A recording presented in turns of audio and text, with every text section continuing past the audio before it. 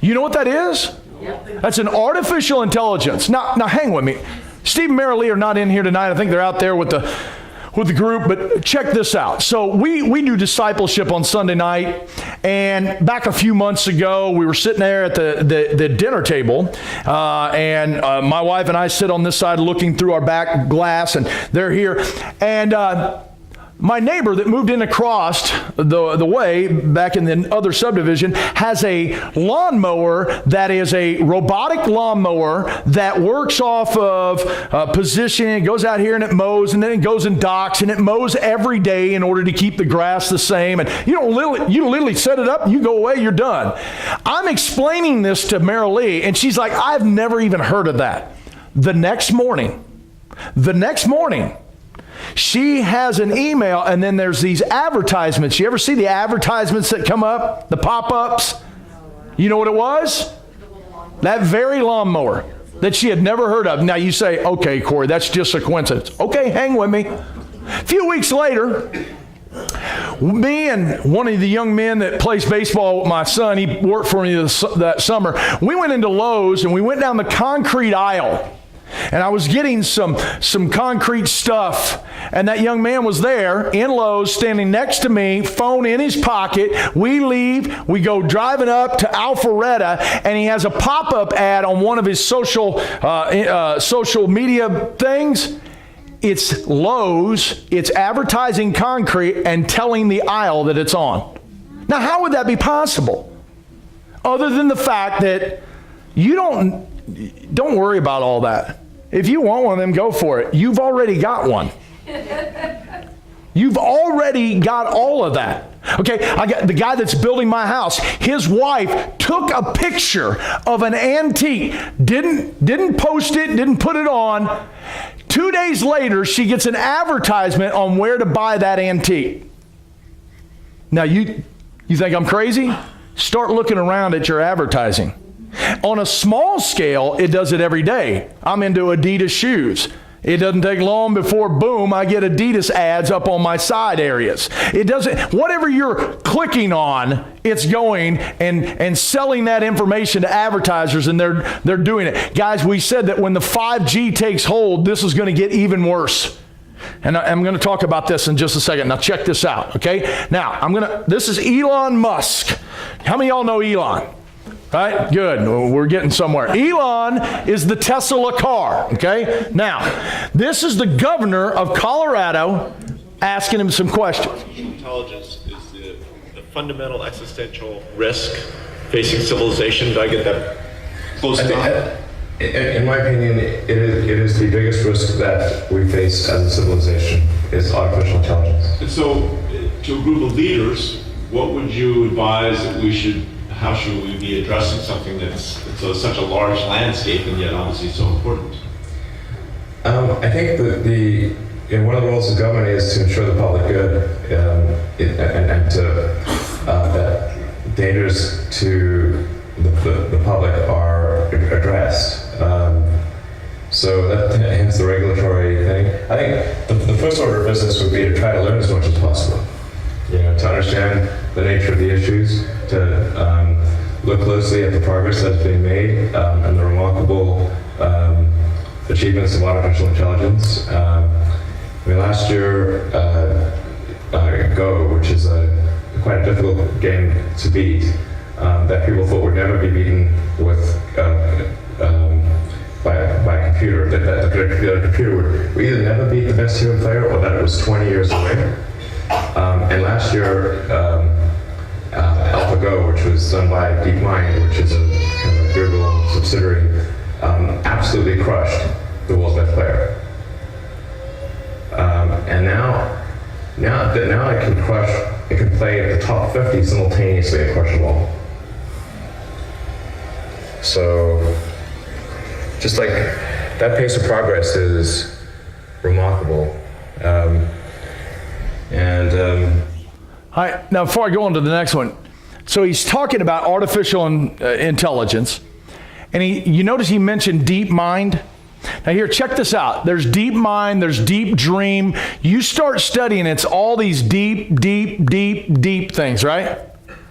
I don't know if it's a coincidence, but the demons, when they got jerked out of the maniac of Gadara, they begged Christ not to be sent into the deep. Do you understand? He wasn't talking about the Galilean Sea. He's talking about another dimension, another realm.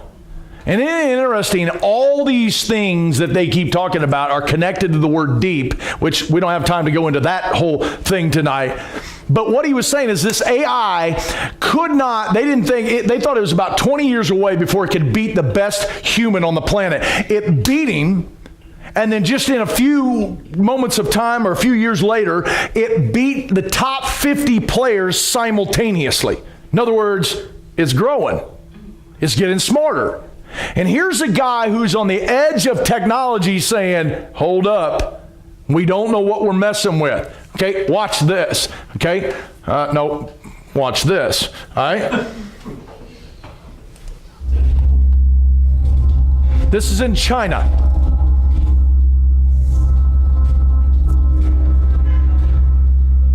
For decades, facial recognition has been the stuff of science fiction. But for many here in China, it's already becoming a part of daily life. Thanks to huge advances in artificial intelligence, people here can use their faces to log into mobile apps, access office buildings, and take money out of ATMs. At this KFC in Beijing, you can even use your face to get meal recommendations. Recommend a meal for you based on your face. Are so mundane. Police are also using the technology to shame jaywalkers and to scan crowds for persons of interest. A massive centralized database makes it possible for authorities and some private companies to identify nearly anyone by capturing their face. Access to these photos is a boon to companies like search giant Baidu, which is using them to build a range of products. These data sets maintained by government. Basically means that for almost everyone who has the ID, or everyone over 18 years old, the government will have your face in the database. Some worry this technology could lead to serious invasions of privacy and make it easier for authorities to track political dissidents. But others see it as a powerful tool for public safety. Not only helps it track criminals, it also helps fight missing people. So it's good for the society. Facial recognition algorithms are growing exponentially faster and more powerful, thanks to a new technology called deep learning that allows computers to mimic the human brain's ability to learn. That means they can now compensate for problems like low light and bad angles. They can also adjust for age, making it possible to identify adults from their childhood pictures. So how does it work? Using complex algorithms, facial recognition systems start out by identifying all of the faces in a given image. For each face, the algorithm measures out key data points, like the distance between the eyes or the color of the skin. They then use those measurements to create a template that can be compared against other templates in a facial database. The more data they have, the better these systems do. Hundreds of millions of social media users here upload photos every day under terms of service that basically allow tech companies to do what they want with the images. Add a vast network of surveillance cameras, and China has lots of data to feed its algorithms. There are 170 million surveillance cameras installed in China, including more than a dozen on this stretch of road behind Beijing's Forbidden City. Analysts say China plans to install 450 million new surveillance cameras by the year 2020. The massive market represented by those cameras has attracted interest from established companies and startups alike. At one facial recognition startup, SenseTime, employees' faces are scanned at the door. Inside, the company displays a system that serves up advertisements based on a person's age and gender. And a Nikon. I do like photography. Not unlike the ads in a certain time. Now, let's go over a couple things. How many of y'all read those agreements for Facebook? No one?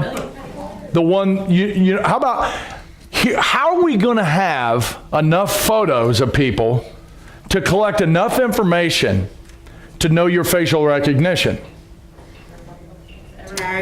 What's the big one right now for social media? Snapchat. Do you know the history behind it? It's all built off of facial recognition. That's why they're able to put all those little funny bunny ears and all that. And what we're doing is just uploading that. And the tech company can take that and sell it off. It's in your agreement. And so what happens is they put it in a database, and you say, well, who cares? I don't care if they know my face. Okay, well, that's cool. You may be wide open with your world. But when the Antichrist comes on the scene and he wants to track every human being on this planet and control you to the point of knowing exactly when and where and what you're doing at all times, it's not that far of a stretch, dude. It is here. Now, if you'd have looked at our early church back in the, let's say 1936, when this church got started, and I started talking about the Antichrist and how he's going to track every human being on this planet, you'd go, that's impossible. Yeah, in 1936 it was. It's not now. China's doing this, and as he just said, 450 million more cameras within 2 years of where we're at right now. So therefore, all this is working to track human beings. Now, once again, you do what you want with that. I'm going to be gone when all this really gets to cranking, all right? But at the end of the day, it ought to let you know we're getting close. I don't know how much more time. We may be here another 10 years, another 50 years, another 100 years. I have no idea when the rapture is going to happen. Neither do you. I just have enough sense to know, hey, man, there's a lot of stuff coming on the scene. Okay, now hang with me. I mean, guys, it's all there if we'll just look around, all right? Now, by the way, just here's a question. Brian was telling me way back, he was into some show where they were fugitive or something like that. It was. They're already doing it in America. Yeah, and what they were doing is these guys had to run from the law. It was a game show, and you got so much time to get ahead, and if you could go so far, Brian could probably better explain it for sure than I could. But you know how they tracked most people? Their social media. Because what people do is just give out their information. I never understood why Facebook has a part that says in a relationship with. If you know me, you know who I'm in a relationship with, okay? So why would I have to tell everybody that? Oh, gee, maybe it's a database. Now, once again, you may be looking and going, Corey, you think there's people listening to us over there at NSA? No, I don't think we mean enough. It's kind of back to Jesus I know, Paul I know, but who are you? Listen, they're following Snowden, not me, okay? At the end of the day, it's not people, it's algorithms through AI that track everything now. And they were able to track these guys based on histories and where they go. And I never understood why anybody would announce that they're gone on vacation. Oh, well, he's gone. Let's go break in his house, okay? Now, Genesis 6, we're full circle coming back to Genesis 6. Genesis 6 says, listen, the angels, the fallen angels came to this planet and had marital relations with human women, and their offspring were the giants. Now, as I've taught multiple times in this church, one of the cool things about your King James Bible is that term, in those days. Okay, if you see the term that day anywhere in your King James Bible, I don't care where it is. Matter of fact, that's a challenge. See if you can find anywhere that this doesn't apply. If it says that day, it's a reference to the day of the Lord. If you see the word Selah, it's always a reference to the millennial reign. But the term in those days in your King James Bible is always a reference to the tribulation. Okay? And what's happening is here, he says there were giants in those days. And it's a prophetical term letting you know not only was it going on in Genesis 6, it's going to go on in the tribulation. And you say, you have no proof of that. Yes, I do. Matthew tells us, as in the days of Noah, so shall it be in the coming of the Son of Man. Okay, now, I was about to say Son of the Lord, but that wasn't it. All right, now, the reason I bring this up is fallen angels had came here and done that deal, and what I know is it's going to happen again. We've talked a little bit about this when we talked about Katy Perry's E.T. video and some of that. But I want you to kind of get that in your mind, because you guys remember Gordy Rose, the founder of D-Wave, that quantum computer? Well, he started a new company called Kindred You ever think about the Kindred Spirit? Right? He started a new company called Kindred, but he's going to talk about Elon Musk, the guy that just said, careful about AI stuff. Be careful with it. Gordy Rose goes talking about it, and he gets a little mouthy, and so thank God for Ed Payne deleting some stuff, and I'm able to show this. So,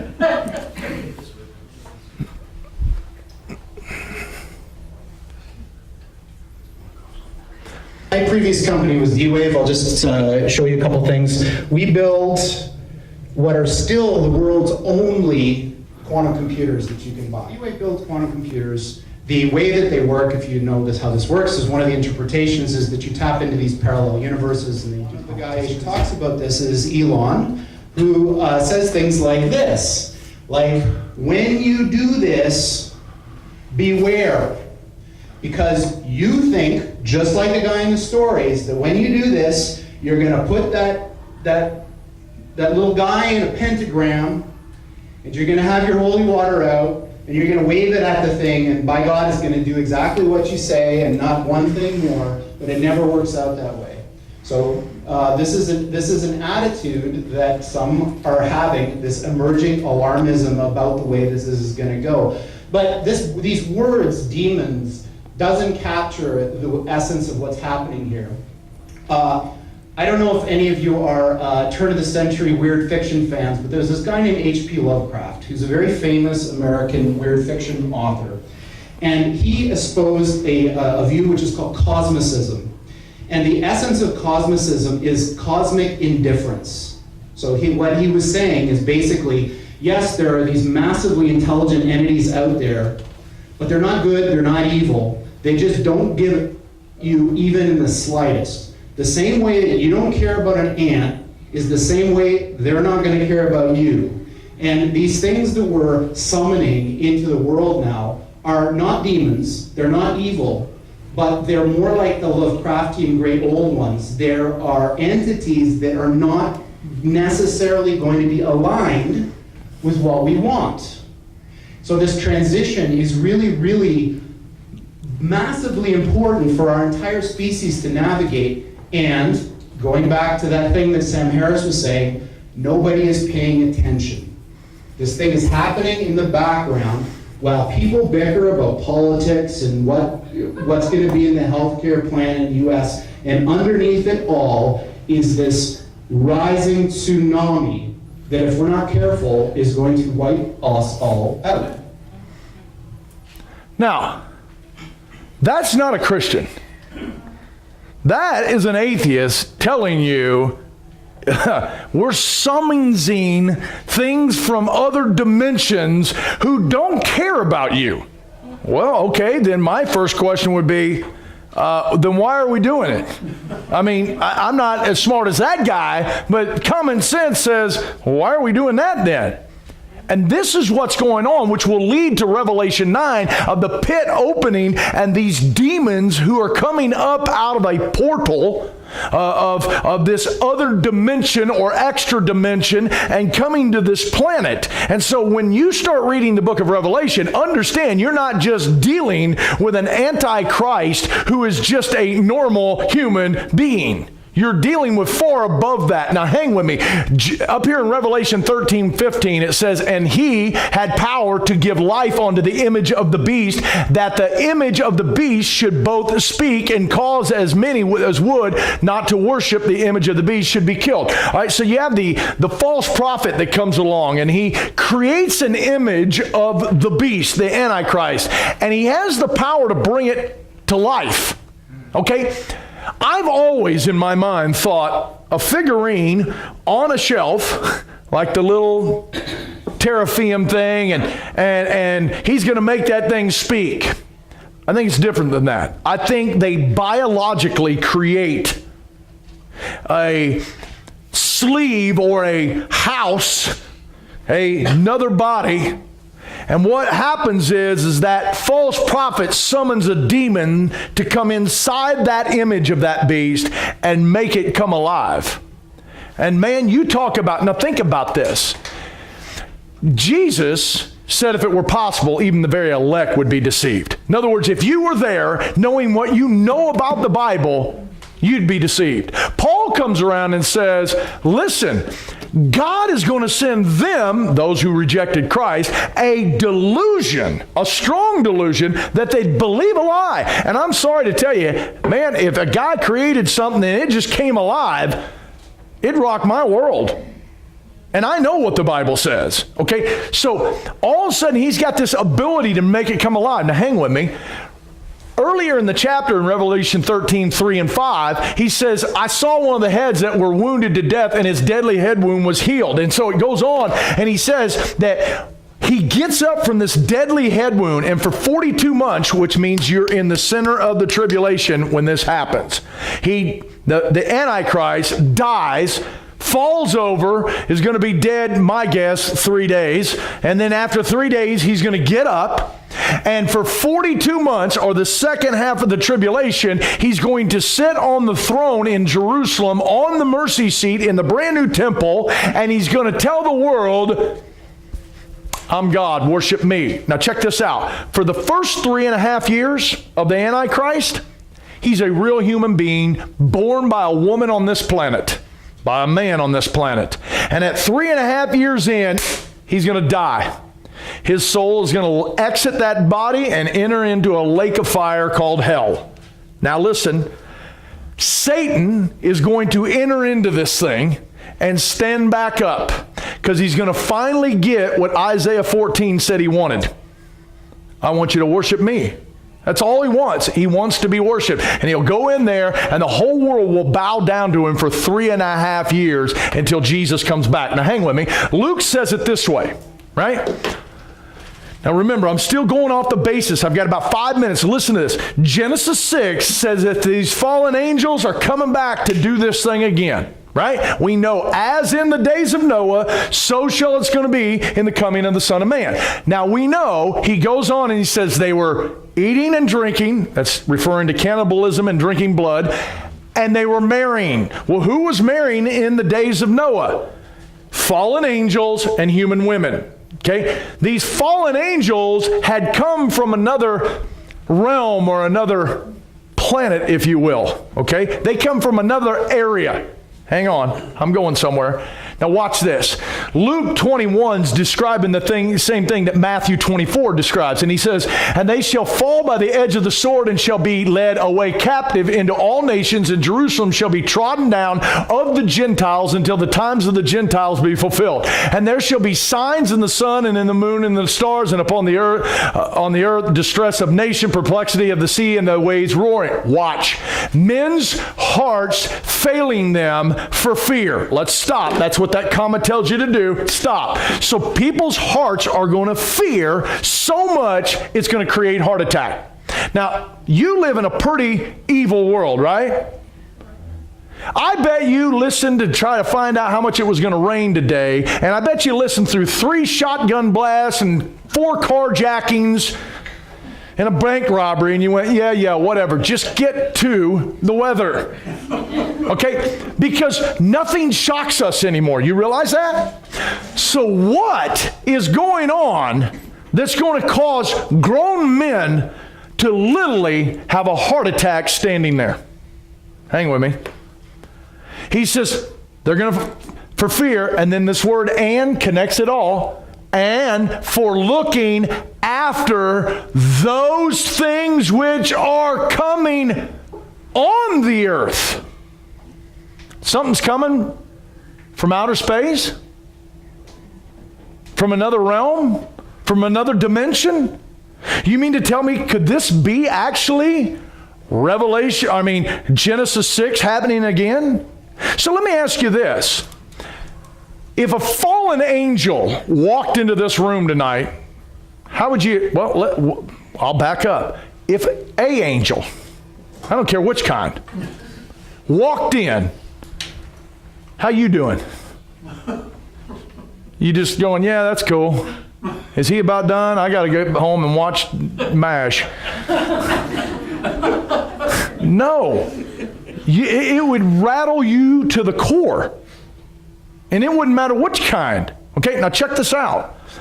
Whatever is coming on the earth is causing men's heart to literally explode. You're talking about a fearful time. Now watch this. For the powers of heaven be shaken. And then, so would you agree that the first two words of verse 27 is letting you know that verse 27, that event comes after men's hearts failing and after something comes up on this earth?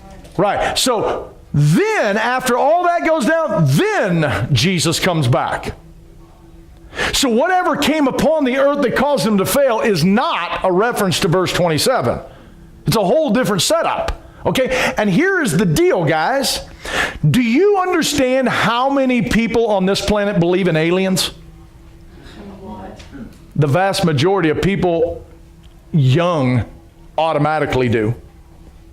But I read it, here it is. Nearly half of earthlings believe we aren't alone in the universe and want to make contact with alien life according to a new study. Now let me just stop you a second. Don't raise your hand. Do you believe in aliens? Do you believe we're alone in this universe? You're going to have a hard time as a Bible believer believing we're alone. Now, I didn't say, do you believe in aliens there?